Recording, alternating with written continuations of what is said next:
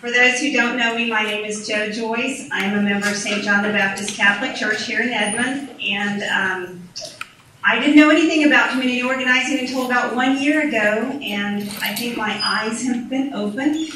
Hopefully tonight all of you will learn a little bit more about this, and I am thankful that all of you are here. I would like to begin with a prayer, so if you would please join me. Lord Jesus, I ask you to be with us tonight, to bring peace and unity to your people of all faiths, to help us to seek the truth with love and charity. In Jesus' name we pray. Amen. Amen. I would like to just ask you, if you don't want to answer, you don't have to, but I'm just kind of curious where all we have representation from. So any of you from St. John the Baptist, if you want to raise your hand. Any of you from St. Monica? Any of you from St. Eugene's? Wow, impressive. Okay. Any of you from St. Mark's down in Norman? Yay. How about the cathedral, Our Lady's Cathedral? Okay. Any from, let's see, what else we have there? St. Charles. St. Charles. Okay, we have St. Patrick's, St. Mary's in Guthrie. Yay. We have, thank you. Go ahead, call out. St. James, Christ the King, Epiphany. What was that again? St. Michael, St. Thomas More. Wonderful. St. Joseph Old Cathedral. Wonderful. Do we have any Protestants here? Yeah. Thank you.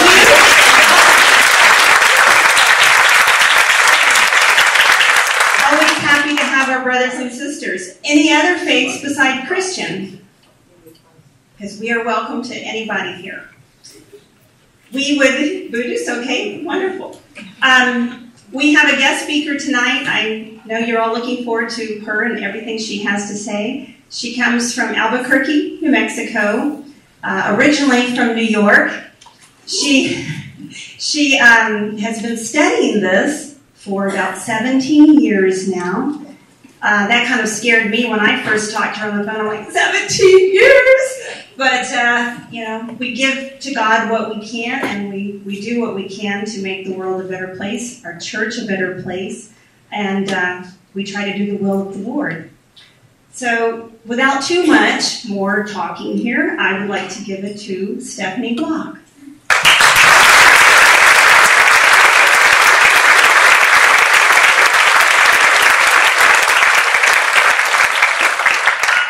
Thank you very much. May I ask a favor? This is the first time with these particular mics, and there are two of them. If my voice at any time drops too low, please wave wildly, although I can't quite see you back there. You can't hear right now? Hello. Hello. I'll try to project, but I'm scared I'm going to cause feedback. First of all, thank you so much for coming and giving up your time. I know this isn't the most exciting subject in the world. When I first started researching about the Industrial Areas Foundation, Alinskyian Organizing, my husband who's a musician, would occasionally have a bout of insomnia, and I'd be sound asleep. He'd elbow me and say, "Tell me about the IAF." And I would, of course, that's my thing, so I would bolt upright and get all excited, and within 5 minutes he was snoring. Of course, I had insomnia. So I can't tell you how much I appreciate that there are so many people here tonight who are willing to come and spend time to learn a little bit about this. I think what put this on the radar was the election of President Barack Obama. And there began to be a public discussion of what community organizing was and what Alinskyian organizing was. So tonight I would like to discuss Alinskyian organizing and how I believe that it's eroding the church's moral teachings and using her institutions for a progressive political purpose. It begins with the person of Saul Alinsky. He lived in the early 20th century until the middle of the 1970s. He was a sociologist from Chicago. And he was coming out of union organizing. And in Chicago, there was a situation called the back of the yards. Anyone who read The Jungle in high school or junior high school had a little bit of a taste of what was going on in Chicago in the back of the yards. You had an immigrant people who were working under and living under horrible conditions. They were predominantly Catholic, and the Catholic Church was frantic to help these people. Alinsky seemed to offer a solution. And coming from union organizing, which the church had supported since Rare Navarro came out in the late 19th century, it was seen as an application of that. Whether it was successful or not, I mean, that's a matter of some debate. It was his first effort. What he did do is attempted to put into the hands of local leadership civic tools to address their own problems.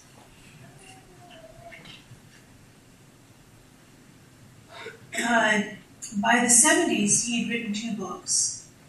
The second of the books was called Rules for Radicals. And unfortunately, however you want to look at his actual organizing, once the principles were put down in writing, there were some serious problems, particularly for Christians.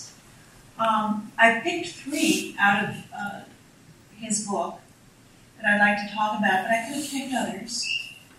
The first one is at the ends, he has a whole chapter on this. It looks like I'm pulling things out of context, but this is a very important principle in his book.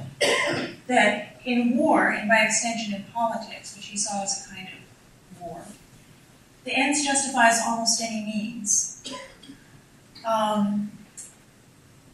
He begins his book by an observation that Machiavelli, who wrote The Prince in the Renaissance, wrote for and I'm quoting him more or less now, that Machiavelli wrote The Prince for the haves on how to hold power. He was going to write for the have-nots on how to take it away. So if you go back to The Prince, what was he referring to? Machiavelli, even though he grew up in a Catholic country, wanted to give his prince tools that were totally amoral. He said to his prince, if you want power, that has to be your object, and you forget anything else. Now, if you're strong and you have the power, and that guy over there is your enemy, and you need him out of the way, you kill him. If you don't have that kind of power, then you have to use other means to simulate power or to eventually accumulate the power. And those became the tactics, totally amoral tactics, that his prince was supposed to use if he wanted to be effective. One of those principles, if you didn't have the power already to lop off, to literally lop off somebody's head, was to do what you can with what you have and clothe it with moral garments. By this he meant, if you have the appearance of having God on your side, then you look a lot bigger, you look a lot stronger than you are. And even if you don't have the arms to do what you want, you make it more difficult for the enemy to operate because it looks like you have God on your side. And so this is where organizing among the churches comes in. It was a principle that Alinsky was teaching to his fellow organizers. And then the last thing I want you to consider from a Christian perspective, or a Judeo-Christian perspective, is the organizer does not have a fixed truth. Truth to him is relative and changing. I don't know that I have to go into great detail with this particular group about that. You're probably all familiar with Benedict XVI's comments about the tyranny of moral relativism. But these were the things that Alinsky believed, he taught his organizers, and our contemporary Alinskyian organizations have inherited this. I'll speak a little bit more to that, but it's necessary to understand this foundation, this historical and philosophical foundation, to know where we've come, where we are at the moment. The other piece of Alinskyi's book that I'd like to point out, and if you're finding that you're organizing in your churches, you have Alinskyian organizations in your churches, you really should know more about this. You should get the book, and you should read it from cover to cover.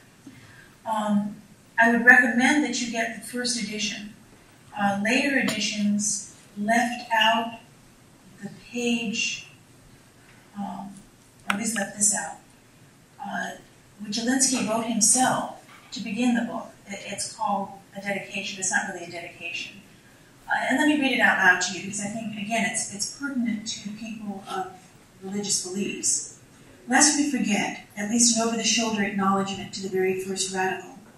From all our legends, mythology, and history, and who is to know where mythology leaves off or history begins, or which is which? The first radical known to man who rebelled against the establishment and did it so effectively that at least he won his own kingdom, Lucifer. Now, Alinsky was not a religious man. I doubt that he took this as anything but a way of goading religious people who he found pious and annoying. But from the perspective of what he actually teaches, that the ends justify almost any means. That you clothe what you do in moral garments, which is awfully cynical. That you have a fixed and changing truth. I mean, you have a changing truth, not a fixed truth. That is diabolical from a Christian or a Jewish perspective.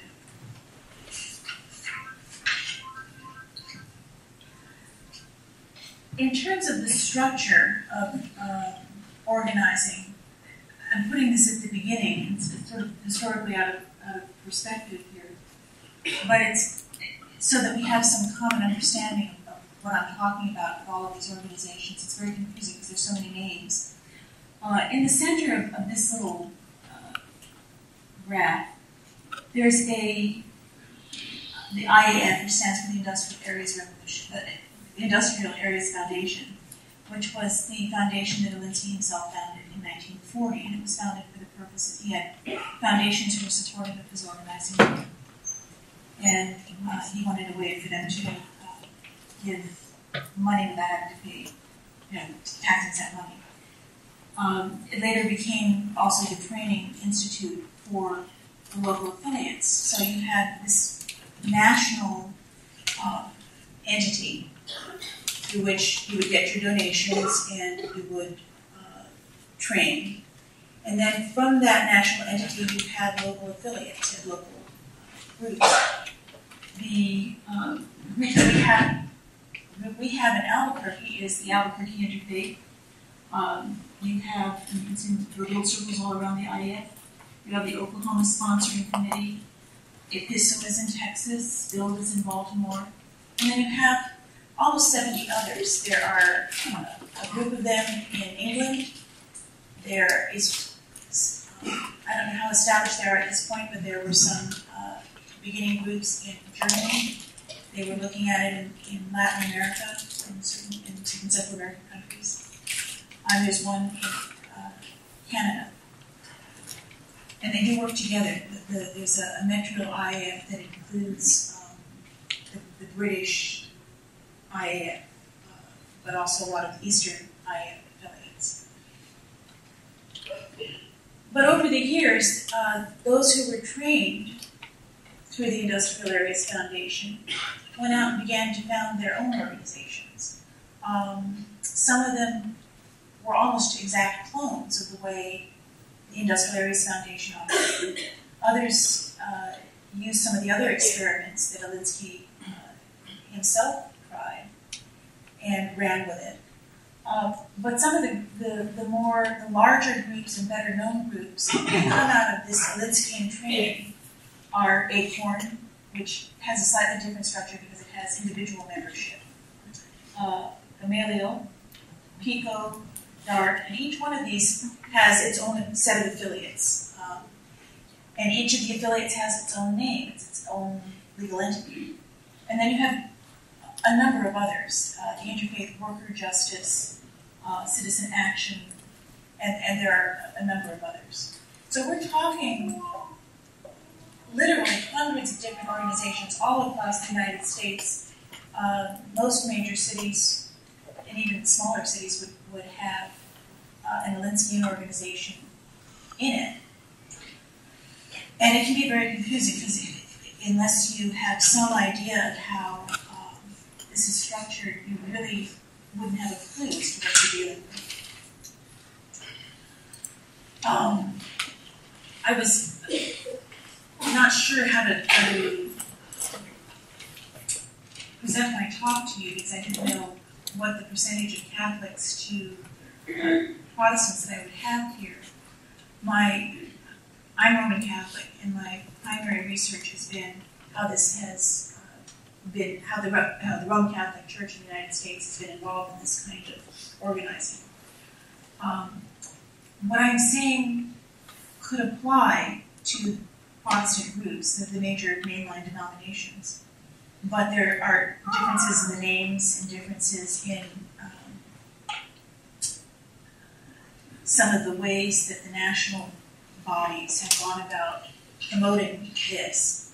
So I'll talk a little bit about that later on, how it operates in the Protestant churches, but I'm mostly going to address how it operates in the Catholic churches. In the late 60s, officially in the 1970s, a number of Alinskyian-trained priests got together up in Canada and discussed the need to develop some official way of funding this organizing. They already had certain bishops who were supporting it. There were certain Catholic charity groups that supported it. But they wanted something that it brought in all of the Catholics.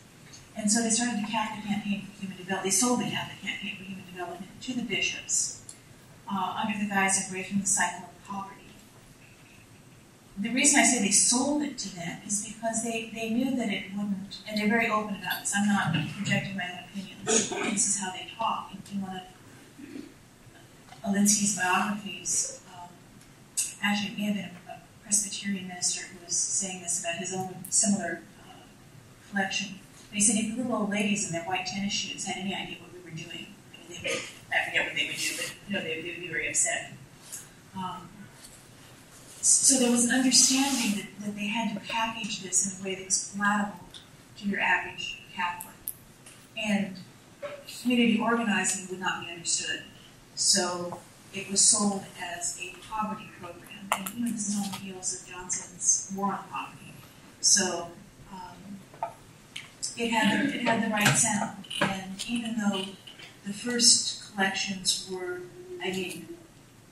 quite openly radical, I had the annual reports, and you had, in New Mexico, you had one group that had a shootout up in northern New Mexico over land grants. It toned down pretty quickly because of the criticism, but it was very obvious that they weren't funding helping the poor per se. They may have looked at it that way, but it wouldn't be, as I say, what the average Catholic would have understood as helping the poor. The other point I'd like to make from the Catholic perspective is that the history of dissidents within the Catholic Church has paralleled Alinskyian organizing. The reason I say this is because, and because most of you are Catholics, forgive me, I'm going to go a little bit back for these folks. And when Humanae Vitae was prepared, there was an experiment in the Vatican, and this was right after Vatican II. So they were trying to find ways of bringing more voices into the church so that it felt closer to the people. And when they were it's always been the tradition of the church to bring in consultants to look at issues that have new elements in them, and to get input into how the tradition may be shaped by new developments. A whole bunch of Americans went over there, and of course, from an American perspective, this is now, we're putting this, Humanity dealt with artificial birth control. And so from the American point of view, we were going to put this to a vote. And the majority of folks on this commission were gung-ho for artificial birth control. But that isn't the way morality is decided. As Catholics, we believe that there is a moral truth to which we subject ourselves. We may have to search for it, we may have to discover it, but it's something that we have consistently revealed to us. It's discoverable by our minds. There may be certain developments historically that confuse us for a while, but it's not, the moral truth isn't going to change just because the times change. So this wasn't about a vote, it was about discerning the truth. And at the end of this deliberative process, there were two reports that were prepared. There was a majority report and a minority report. The majority report was, about all these new technologies, let's run with them. And the minority report, please read the document. It's a glorious document and very prophetic. What Paul VI wrote in there has come to pass. That there's been a tremendous destructive element in society that we can trace back to lack of adherence to what the encyclical offered. The minority report was headed by a man who became John Paul II. Now, in the world, that's the minority loses, but as God looks at things, the truth is what wins. Error loses. And the Americans that came back out of that process were just livid. And many of them were in the Chicago area. Many of them were involved in Alinskyian organizing in the Chicago area. And they had the ear of a few bishops. So they convinced them that the next step was to start, a massive rebellion. And they wanted to begin it with hearings of the people. What did the people think about a whole host of issues? Some of them were political, some of them were moral, some of them were governance, church governance. And it was just the climate of the times that the bishops agreed to it, and they held, I am the proud owner of the hearing documents, the transcriptions, and they seemed pretty open. People from all different perspectives came and gave their opinion about lots of different things. Where the process wasn't clear was in the preparation. Once all this testimony had been given, what do you do with it? Well, that was in the control of the organizers. And what they did with it is they already knew what they were going to write. And they prepared 8 position papers, which were to be ratified at a conference in Detroit with all the people who agreed with them. Opposition had nothing they could say. All you could do was vote for it. And this is typical Alinskyian ritual, and they call it ritual.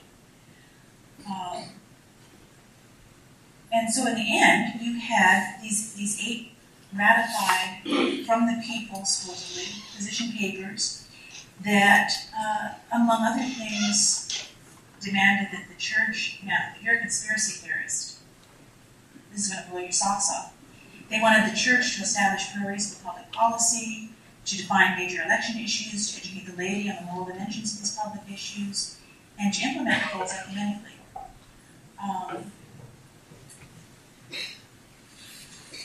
On the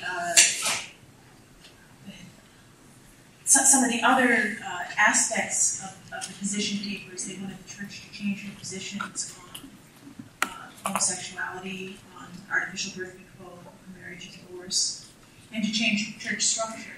And among the changes of church structure, they demanded that every parish have a competent ecumenical neighborhood organization. This first call to action laid down the agenda of what was to become call to actions platform. They held it fairly consistently from that 1976 ratified set of positions. The only addition to it has been that they've added abortion rights to it. The Catholics for Free Choice is now part of their coalition. The original position papers didn't have that element in them. One of the Alinskyian organizers who was very involved in this whole call to action history is Monsignor Jack Egan. He was a Chicago priest. He had been trained under Saul Alinsky as an organizer in Chicago. He was a good friend of Saul Alinsky. He was a board member of the IAF.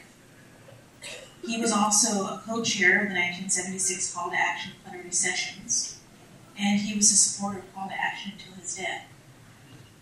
I bring him up to show that these connections are very real. They involve real people, and the place that we are at now, which is very confusing and very distressing, comes out of these moments. We have been, the pieces have been set into place, and we're now reaping what it was sown nearly 4 years ago. Now, the bishops, of course, were in no position to accept these demands. They don't. I went on a beautiful tour of the Vatican a couple of years ago, and the person who was leading the tour began with an explanation about who the Pope is, and that Peter is, each successive Pope has keys, and the keys are to indicate his stewardship of the faith, the truth. He can't add to it, he can't take away from it. He keeps it, and he hands that key on to the next person. Similarly, the bishops who are in communion with him are not in a position to make changes because people don't like birth control, or they want to be able to abort their children. That's not something a bishop can change. He may personally not like it, but it's not the realm of his authority to make changes like that. The authority is God's authority to establish the moral truth.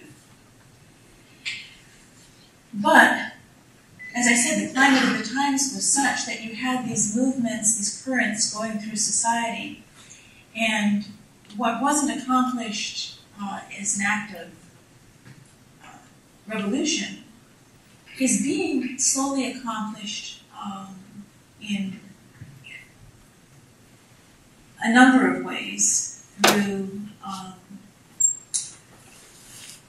bad catechetics, through confusing educational materials, through bringing in dissident speakers. And we find that we have an awful lot of parishes now who are part of these neighborhood ecumenical organizations, the Alinskyian organizations. On this particular slide, I took off the internet from the website of a Long Island, New York, Long Island parish. This shows at their website all the different aspects of their ministry. There's this parish social justice ministry. And if you click that, that'll take you to the Long Island CAN, which is their IAF affiliate. And you're going to find that all across the United States. As I said, in probably any large city, you're going to have many parishes that are plugged into one Alinskyian organization or another. Coming to your fair city, we have the Oklahoma Sponsoring Committee. Now, I wish I could say that this is exactly the member organizations of Oklahoma Sponsoring Committee, but oddly enough, they aren't releasing who their members are. There are various people who are saying there are 28 members, there are 20, I read several different numbers, but it was about 27, 28. But you can't find the list anywhere, and when people, I've been told that when people have asked, they've been denied that information. I can only speculate why. They were told it was because they feared being criticized. Well, if we're people of the light, we do what we do in the light. But, okay, so I scrambled around the internet, and the ones that have asterisks next to them are the ones that there seemed to be very good internet evidence. There were parish bulletins that said their members now, or other internet documents that seemed to indicate that they were. One that I was a little confused by, St. Eugene's parish bulletin, I think the pastor of St. Eugene's wrote up a little bit of the history, as he understood it, of the Oklahoma Sponsoring Committee coming into Oklahoma City. And he mentioned that the United Methodist Cooperative Urban parishes, I guess it's just one parish, but it involves a number of churches, and I looked up what some of those churches were, and they seemed to, I don't know for a fact that there was no information whether they were members, but there was that reference from St. Eugene's. Grace Presbyterian, again, there was just an internet reference that they had been involved in the meetings, but I couldn't find them on any list of the Presbyterians USA, and I know there are other Presbyterian groups, so I'm not absolutely sure that they're members. But the others seem to be pretty confirmed that they are. Besides the fact of the secrecy of the group, which I find personally very disturbing, the other two aspects of this that I'd like to point out to you are that it's ecumenical. It involves a number of different faiths. And that here in Oklahoma City, your IF organization is faith-based. Sometimes they're broad-based. And the difference is that in a faith-based community organization, primarily the institutional members are religious institutions. In broad-based organizing, you have a far bigger range of institutions. In Chicago, you have healthcare facilities, you have schools, you have other community organizations with all of their members, their institutional members. So it can get really complex trying to figure out everybody who belongs in the group. But these guys are just getting started, so we don't even know exactly who all the members are. The connection of the local affiliate to the national group isn't a superficial connection. Oh, I'm sorry. Isn't a superficial connection. Even though Oklahoma Sponsoring Committee is, or it will be, it's had its founding convention already, so I assume that it is already its own legal entity, a 501c3. It's related to the national in a number of ways. It gives money to the national. Every single one of the affiliates, it seems to be based on the size of the organization, but it gives a certain percentage back to the national. The The local is directed by someone who's been trained at the national level. Within the parishes who are members, or the congregations that are members of the local, there will be leaders picked to go train at the national level. And most concern of all is that if you are a member of, let me just pick on St. Eugene's. Let's say you're a member of St. Eugene's and you disagree with Alinskyian organizing or the politics of Alinskyian organizing or any aspect of it. Nevertheless, because you are a member of St. Eugene's, not only is your money helping to support the organization, because a percentage of, in Albuquerque, I think we're paying about 1.5%. Every member parish pays 1.5% of its income to the Alinskyian organization that's a member. But you're also counted as a member, so that when they go to their legislators, if it's on the state level, and there are, 20, 25 institutions, they will say that we represent 25 institutions of all different denominations, and that equates to, 2 or 3 million people. They're not here. Several thousand people here. So it has a certain weight, and then on the national level, it would be several million people. So they sound like they're big and they're powerful and they're influential. If you are in that, if you're a member organization, then you are part of what's making them big and powerful and influential.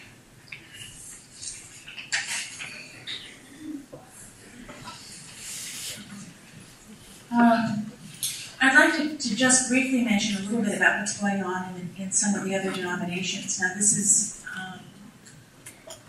I've done very little study of this, but it's important to mention it because it's easy with the emphasis that I give it to think, it's just a Catholic problem.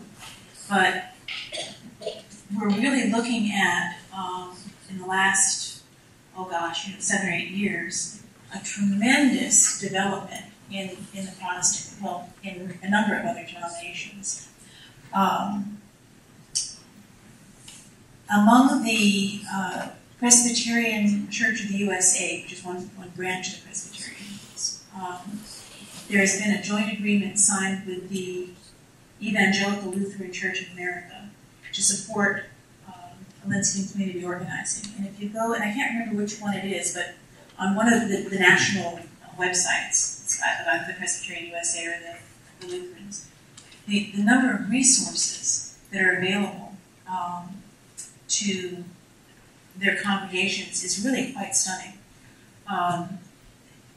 They are pushing all of their seminarians to be trained in this. They are rewriting the mission statements to include ecumenical community organizing. It's very strange. I mean, you're looking at the whole meaning of church and the whole meaning of mission, of evangelizing, of the church message being changed. And I think that would be disturbing to Presbyterians and Lutherans as well as to Catholics. There's also something called the Interreligious Organizing Initiative, which involves 8 or 9 different denominations and several of these Alinskyian organizations, as well as several other groups that are involved in progressive political activity among the churches. And you've got a lot of the same groups that we saw in the Oklahoma sponsoring committee. You have the United Methodists, you have, again, the Presbyterians and Lutherans, the National Baptists, the Reformed Judaism, Unitarian Universalists, the Jewish Reconstructionists, and the Roman Catholic Church. So all of these people are kind of pledged to work together to promote this kind of organizing. In the Union of Reformed Judaism, there is a rabbi who trained with the IAF in Boston, and he's now running for the Union of Reformed Judaism. Something called Just Congregations, and again, there's money involved to help these congregations organize. There are lots of materials that are available to them, and it's a whole other way of looking at what it is to be Jewish. All of these, including the Catholics, are, and I've already said this, but I want to reinforce it, are disseminating a lot of information, a lot of distortion of what has traditionally been understood by each of these religious traditions as their tradition. We're now looking at all of them in a very different way, and it has nothing to do with being Jewish or Catholic or Presbyterian or Lutheran. It may have something to do with being Unitarian, but my grandfather was Unitarian. I come by that honestly. But I think for the rest of us, no.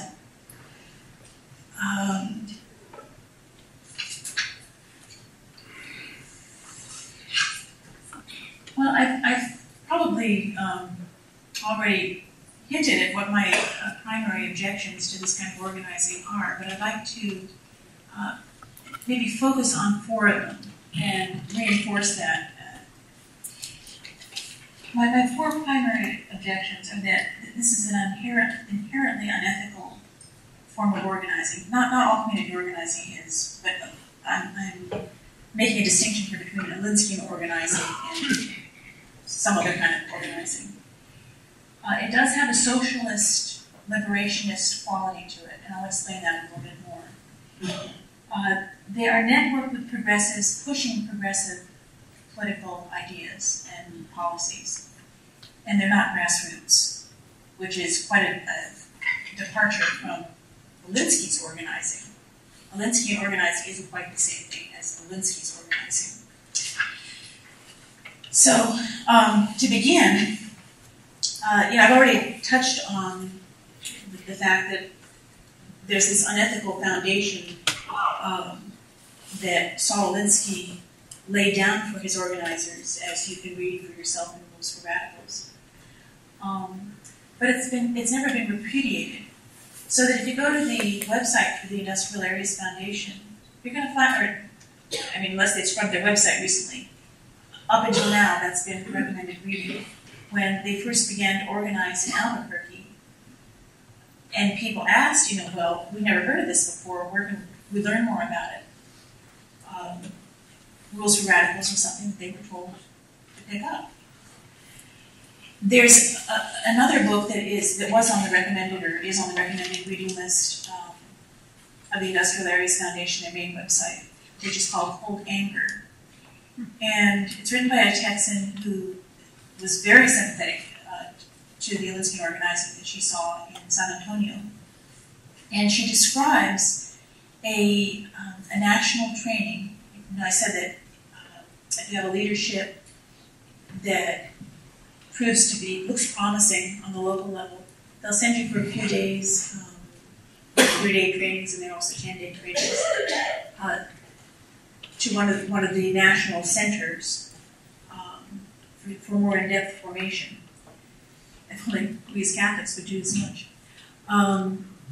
And she writes, all the participants in the Industrial Areas Foundation National Training Program are given a reprint of a 1933 article by John H. Randall, Jr. entitled The Importance of Being Unprincipled. The thesis is that because politics is nothing but the practical method of compromise, only 2 kinds of people can afford the luxury of acting on principle. Everyone else who wants to be effective in politics has to learn to be unprincipled enough to compromise in order to see their principles succeed. So, my point in reading you that is that even if they never were to mention Rules for Radicals or to discuss Machiavellianism, and you wouldn't expect that they would, they're training it, they're inculcating this into people. This is not a Christian way of looking at politics.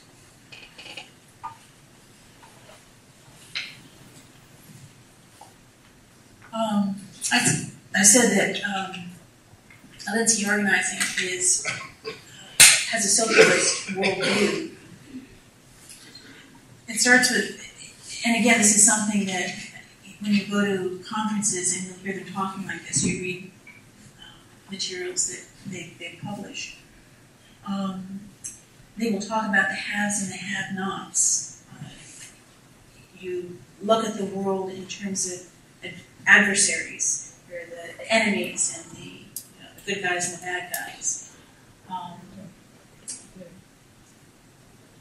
In Catholic social teaching, and it may be a little bit different for the Protestants, but I think you probably would agree with the principles. In Catholic social teachings, we see society as an extension of the body of Christ. Within the body of Christ are many members, and the members serve one another. The hand serves the eye, and we each have a function to play. There's the prophet, there's the teacher, there's the person who does social good deeds. And each of us helps to bring the holy truth of Christ out into the world. By extension, in a well-ordered society, which is rare, but in a well-ordered society, you have the capitalist and the worker are not meant to be adversaries, they're meant to serve one another. That if they don't recognize the worth that the other brings into society, then society falls apart. It's almost diametrically opposed, or the opposite of the way that a socialist and that Alinsky looked at things. The Catholics will recognize the name of Father Mitch Pacwa, probably because he spoke a lot about problems of New Age infiltrating the church. What's less known about him is that he was a community organizer in Chicago. He was trained under the Alinskyians, probably after Alinsky's death. And then he later had a conversion and became an Orthodox priest. And recently he was asked about community organizing and his experiences. And the bottom line is, and you can read for yourself what he said, but the bottom line is that it's not charitable. And what he's saying is kind of what I was saying. You're pitting people against each other as opposed to trying to find ways to reconcile people, to heal them, to bring them into an understanding of how much we need each other.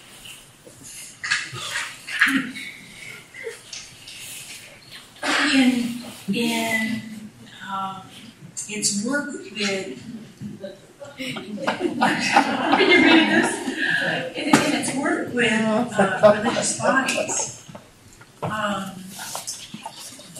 the Alinskyian organizations take things a step further into liberation.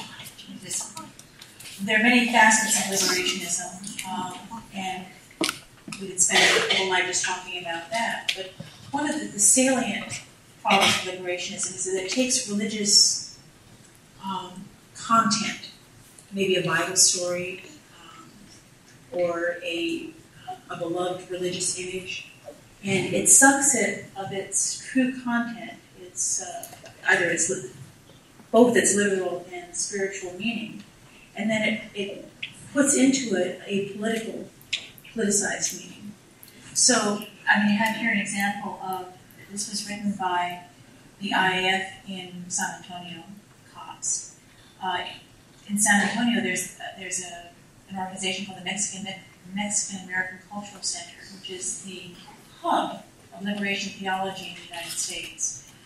It has for decades been the first stop of some of the best known Catholic liberation theologians in coming out of Latin America. And they come there, and the IAF has its national trainings there. And so it's not a big surprise that you find a lot of really clear examples of liberationist thinking in the IAFs of San Antonio. And so you have this rewriting of the Magnificat, that piece of scripture, very politicized. That's a problem.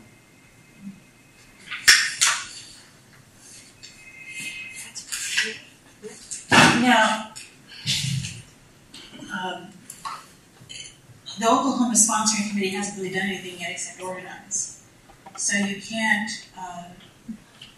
it's hard to say, well, it's network now with progressive political groups.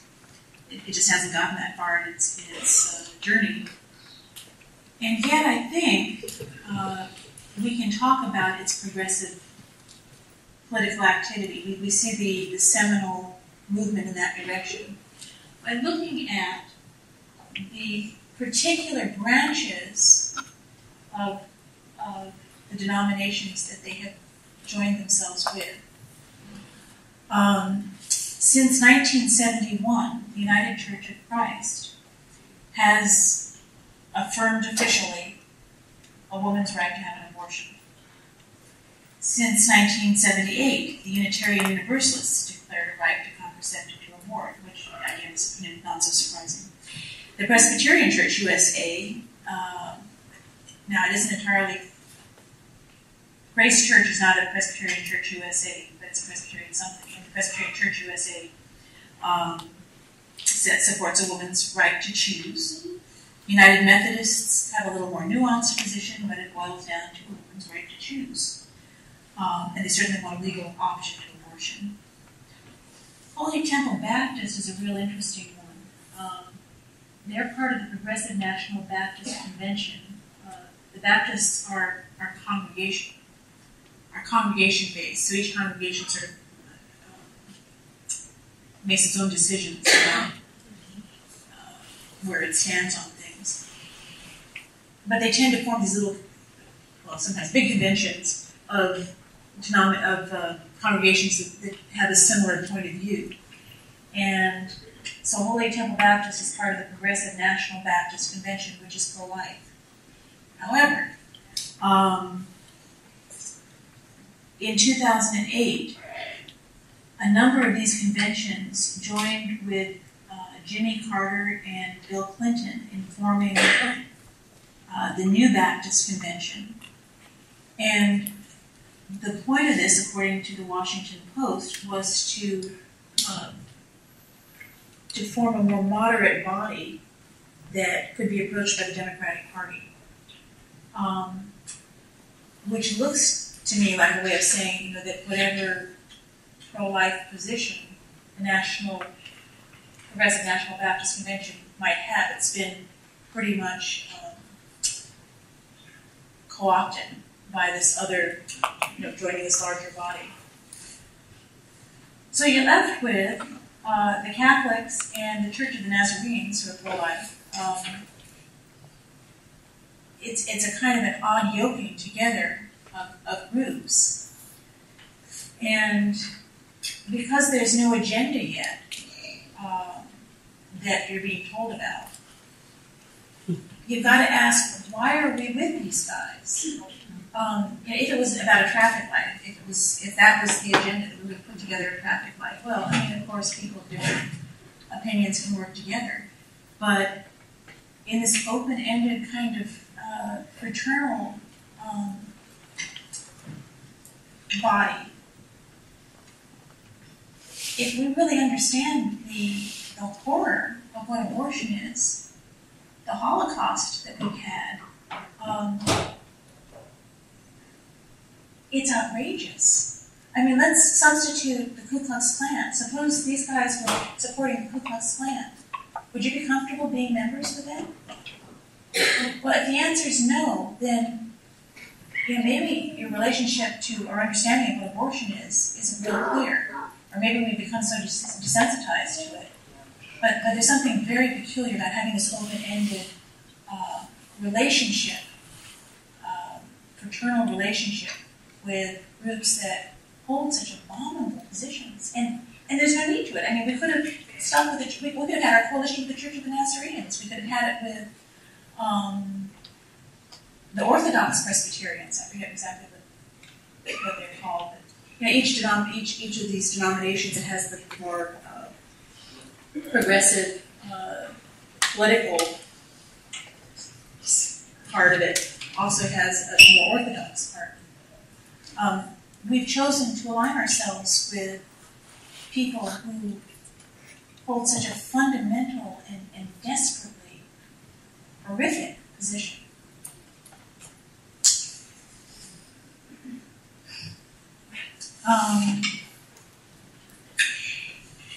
Again, because this is Oklahoma and this is a pretty conservative state, it's difficult to show you exactly what I'm looking at on a national level. When I say a progressive political position, we're looking at a lot of things, but we're looking at abortion rights, we're looking at homosexual rights, we're looking at legalized euthanasia, human embryonic experimentation. I didn't put down here, and I should have put down here, is we're looking at big government solutions on a whole spectrum of issues, and we're looking to this altered way of looking at religion. There is a group called Faith and Public Life. It's funded by George Soros. Well, it's funded out of George Soros's Center for American Progress. And it's specifically designed to use the progressive voices in each denomination to shape the conversation. I mean, it's kind of a liberationist way of looking at things, but to shape the conversation so that people can hear it. And it targets folks in conservative areas. Did you just turn up the mic? Is that what happened? So that in the conservative Christian states, they're using Christian radio to broadcast progressive ministers speaking to the issues that are of concern to them. One of the things that Faith and Public Life has done is it's put a progressive map on its website, and so you can go into most states and you can look and you can see Oklahoma wasn't a good example of this, so I didn't bother presenting it to you. But in my state, for instance, New Mexico, so you've got your official Catholic bodies. You've got, and they don't break it down like this. I'm breaking it down like this. You've got your call to action related bodies, so your dissident Catholic bodies. You've got your Alinskyian organizations, and you've got your progressive political organizations. So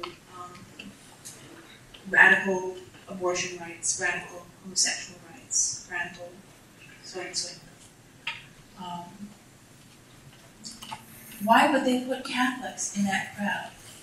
On the other end, and they also put these more progressive parts of the denominations in there. And I would suggest to you that they put us in that crowd because we're part of this Alinskyian Organizing initiative.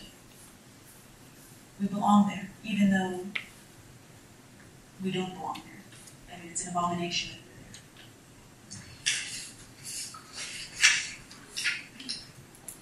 there. Lastly, we're not grassroots. The Alinskyian Organizing is not grassroots. Before the Oklahoma Sponsoring Committee was a twinkle in the eyes of its organizers. A minister in New York named Reverend Johnny Youngblood gave a speech in which he said, and I'm going to quote, "We are not a grassroots organization. Grassroots are shallow roots. Grassroots are fragile roots. Our roots are deep."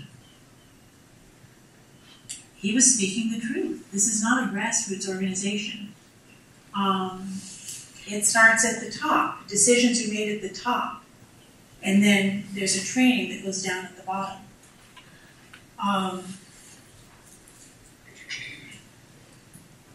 Again, let me quote from them. This now is a quote from Ernesto Cortez. He is a Southwest Regional Organizer of the Industrial Areas Foundation. And he wrote, "The organizer's issue gets dealt with last. If you want your issue to be dealt with first, you'll never build anything. So you lead with other people's issues, and you teach them how to act on their issues. Then you model what it is to be reciprocal. You model what it is to have a long-term vision." Well, I mean, if you parse this, that means there's a set of organizers' issues. There's a long-term vision here. You're not being told what that vision is. You're being told it's about a stoplight. You're being told it's about some literacy program somewhere. They'll have house meetings. It'll be a lot like the call to action process. You know, everybody can say whatever they want, but in the end, it's going to be the organizers who decide what the issues are.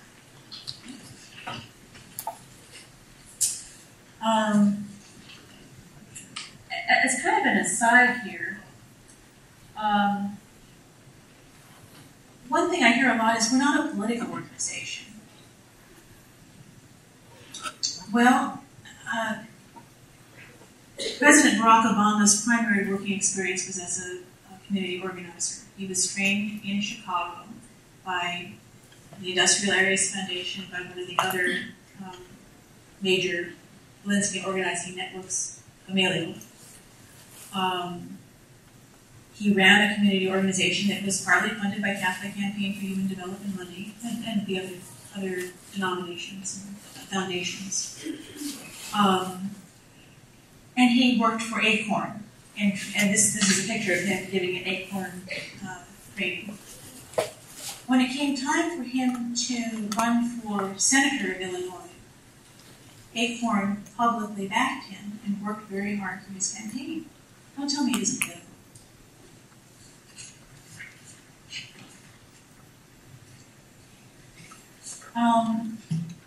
We could talk about a number of what are these big goals that the organizer has, and we could talk about a number of them.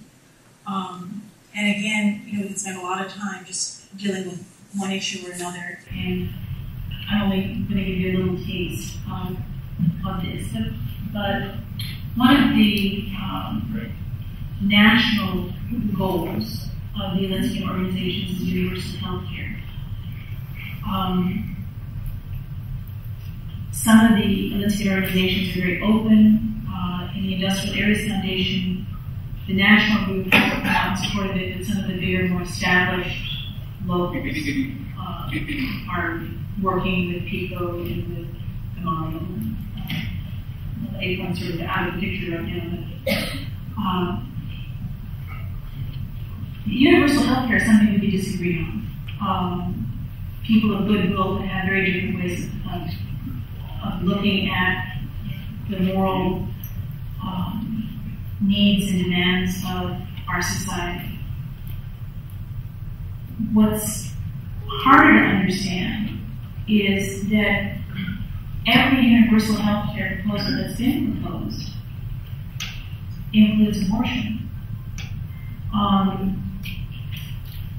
If you really wanted to involve the Catholics, and it's been suggested, a number of legislators have proposed that there be a statement in there that this will never be used to fund abortion, and they won't do it.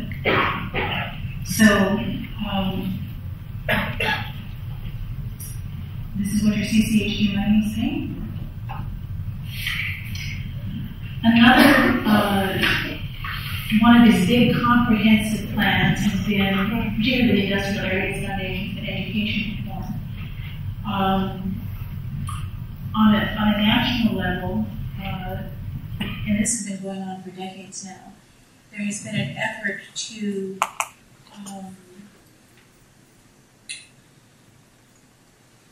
wed education to workforce and workforce placement, training and placement. As part of the plan, it's involved changing the way we do education. And please, it's a fascinating topic. I urge you to do a little bit of research about it. One of the think tanks that produced back in the mid-1990s Workforce Development Act was the National Center for Education and the Economy.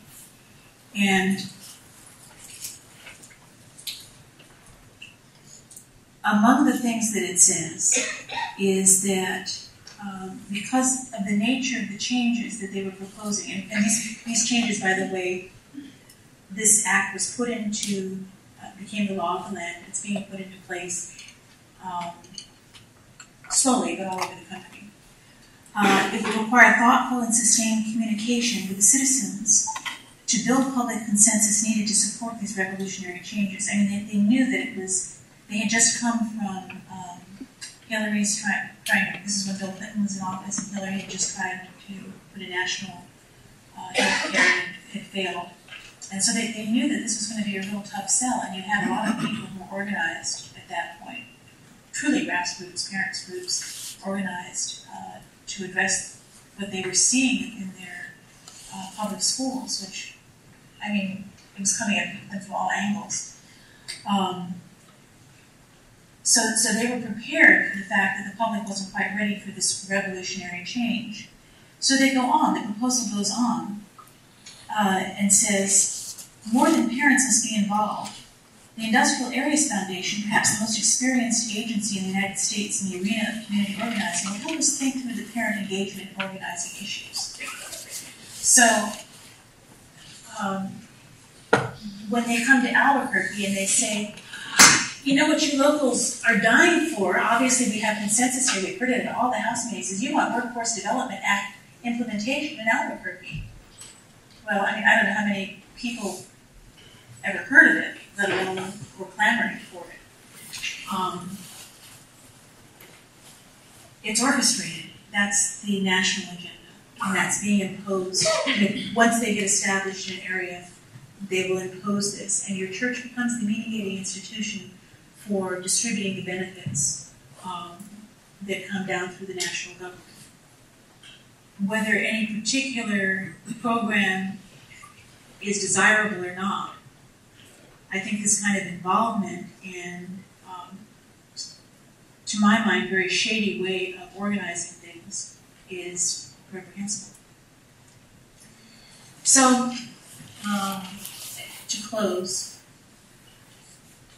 people often ask what we can do. And I beg you to pray about this. Pray for each other, pray for the people in your parish who disagree with you, pray for your pastors. It's so complex. I'm sure that 95% of the people who are involved in this kind of organizing have no idea what they're involved in. And they only want to, they're seeing it truly from the local level and think that it's serving the poor and helping people in some ways. And perhaps on the local level it does. Certainly do the research, share information with each other, talk about it. One of the tactics that we found in Albuquerque, I don't know if you have the same problem here or not, but when we asked questions, we were dealt with very harshly.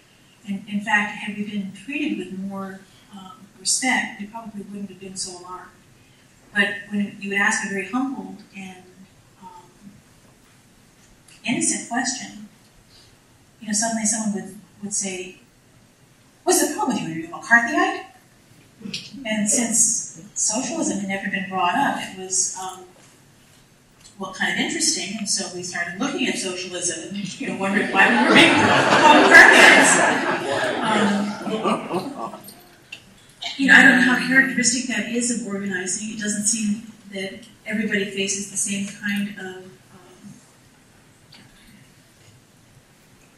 harsh clamping down on. But these are important discussions to have. We need to be talking to each other. We need to be sharing the information. We need to be, if someone is wrong about what they perceive, they have a right to the information that demonstrates that they're wrong. I'm not talking to myself now. If you have found me wrong in my facts, please teach me. But I do you the same courtesy and give you the same respect. Don't be afraid to write and to speak. Please consider where you spend your money. We need to be responsible stewards. We can speak with our wallet sometimes. And support each other. Give each other the encouragement to go and speak to your pastors and to your fellow parishioners and to the radio station and to the newspapers. It's only by having these conversations that we begin to bring the truth to light and we begin to discover what we need as a people and as a Christian people, being 11 in society. 2 places for resources that I recommend only because I'm involved with them are Los Pequeños de Cristo, which is our lay Catholic organization in New Mexico, and we have a lot of materials on that website. 2 I would mention that might be of interest to you. One is was published in Homiletic and Pastoral Review, which is looking at authentic Catholic activism, such as you would find in the pro-life community, which does deal with systemic change and does deal with addressing problems of poverty and great human need, legislative action, and contrast it to what we see in Alinskyian organizing. And it may be helpful. Sometimes you find people who, they know that Alinskyian organizing is disturbing, and so they say, well, then I don't want any organizing, or I don't want any social justice, or it becomes a bad word, and it really isn't. It's just that we've had this liberation, this sucking of our language, and sucking of our ideas, and it's been replaced with something that's a foreign body. The other article there that you might find kind of interesting is something called the Communitarian Riddle, and it's looking at the specific,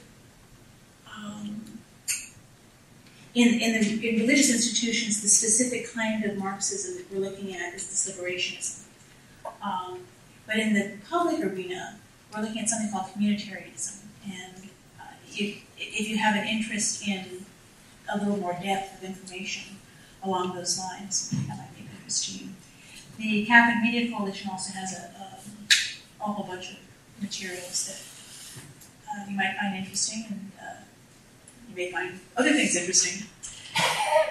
So, in conclusion, I want to leave you with a couple of thoughts. Alinskyian organizing does not belong in our churches. It has a right to exist in the civic arena, but it really has no rights in our church. It's part of a progressive political machine that is promoting the culture of death. It uses resources of organized religion to train its people for immoral and anti-human purposes. The pro-life community has to understand that its work has been systematically undermined. Unless we can explain and expose the problem, we're just going to be spinning our wheels. I thank you so much for giving me this time to speak.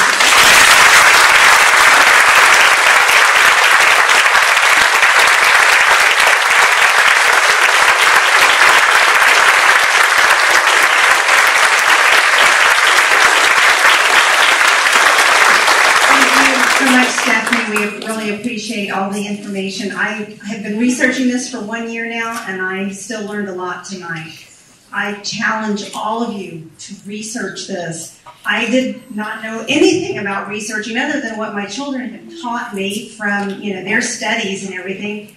But I have found what is really interesting and helpful to me is you pick 3 or 4 words like Catholic, scandal, and Industrial Areas Foundation. You put those together and you will come up with a huge amount of information. Pick a different word. Pick unions, Catholic and Industrial Areas Foundation. You will find another world of information out there. Just so much out there to just keep looking, keep researching. Some of it gets off the subject. Sometimes I get off on a tangent and I'm like, what is this? This is kind of interesting, but no, this is not what I'm looking for. I've got to get back on my focus.